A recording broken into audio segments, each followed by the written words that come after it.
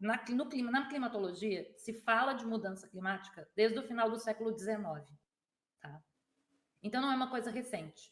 Tem estudos de 1880, da década de 1880, tá? De um cara chamado Arrhenius, que já falava que as indústrias poluentes, a queima do carvão para geração de energia e etc., estavam afetando o clima na Terra.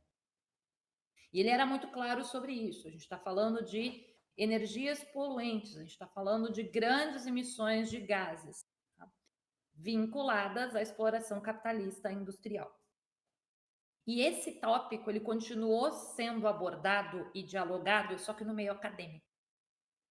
Quando a gente começa a trazer isso muito mais a público, isso já nos anos 80, as pessoas desacreditam, porque elas começam a achar, como era uma coisa muito acadêmica, uma linguagem muito difícil, muito inacessível, as pessoas achavam que os cientistas, eles queriam, na verdade, tentar boicotar o progresso.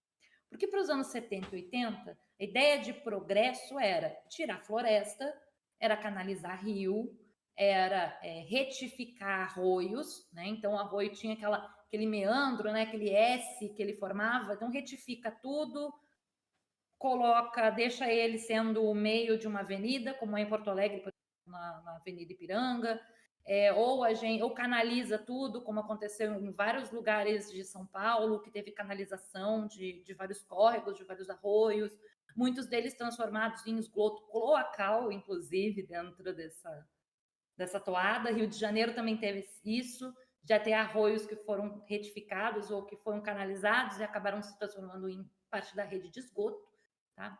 Então, assim, tudo isso era visto como progresso, tá? E fala dos cientistas dizendo tem que diminuir, tem que filtrar, tem que reduzir as emissões, era visto como essa tentativa de boicotar.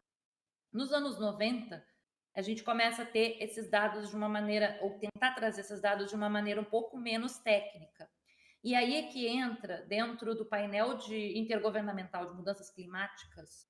O painel intergovernamental de mudanças climáticas, para quem não sabe, é o IPCC, é um grande grupo com pesquisadores do mundo todo, das mais diversas áreas, tá? Tem gente do mundo inteiro, literalmente. Então, tem brasileiro, tem indiano, tem mexicano, tem jamaicano, tem americano, tem cientista do mundo todo, das mais diversas áreas. Então, tem sociólogo, tem físico, tem químico, tem geógrafo, tem geólogo. Tá todo mundo lá para estudar clima e o que o clima vai fazer em tudo. O que o clima vai fazer com as placas tectônicas, o que o clima vai fazer com os oceanos, o que o clima está fazendo com a nossa saúde, para estudar tudo isso. E aí, eles se faziam esses relatórios eram complexos demais, porque os relatórios do IPCC, eles têm milhares de páginas. O que eles começaram a fazer? Relatórios simplificados para governos. E a partir da simplificação que o IPCC traz, de tentar trazer para o governo, porque nenhum presidente vai para lá para ler 5.000 páginas de dados. Então, eles compilam aquilo em 20 páginas, tá? 30 páginas, para ver se os presidentes, se os governos, se as lideranças políticas leem isso. E a partir dessa análise menos preciosista e de mostrar os cenários de uma forma mais clara, né, o que pode acontecer de um lado ou de outro, né, o cenário melhor ou o pior cenário, a gente começa a ter os cientistas fazendo divulgação científica de clima nos anos 90 e falando de uma maneira mais simples sobre isso. Só que para a população ainda continua muito distante, porque nem todo mundo estava percebendo os efeitos que o clima estava tendo na sua vida.